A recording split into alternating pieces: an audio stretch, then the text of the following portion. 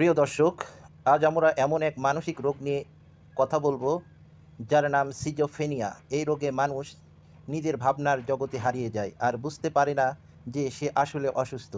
Schizophrenia কি?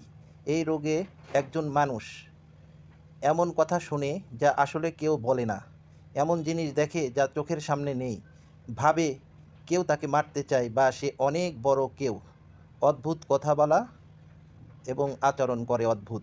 পরিবার, বন্ধু, কাজ সব কিছু থেকে দূরে সরে যায়।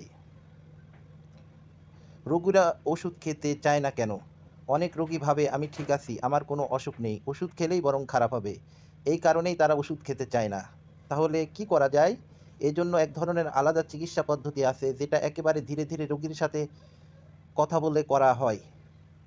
এতে এতে রোগীর সাথে সুন্দরভাবে কথা বলা হয়, তাকে বোঝানো হয় সে যা ভাবছে সেটা কিছুটা ভুল হতে পারে, তাকে বিশ্বাস জোগানো হয়।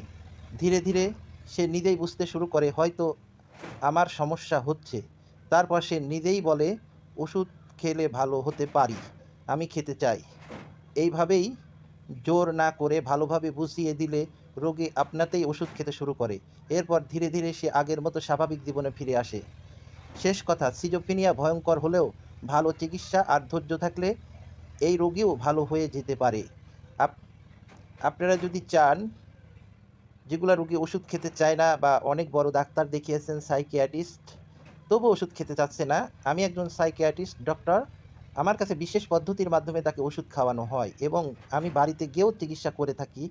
আমি একজন সহকারী মানসিক ডাক্তার হিসাবে আপনাদের সহযোগিতায় আপনাদের সবসময় পাশে আছি। যারা চিকিৎসা নিতে চান তাহলে তারা এই নাম্বারে যোগাযোগ করবেন, তাহলে চিকিৎসা নিতে পারবেন। ভালো থাকবেন, সুস্থ থাকবেন। আসসালামু আলাইকুম।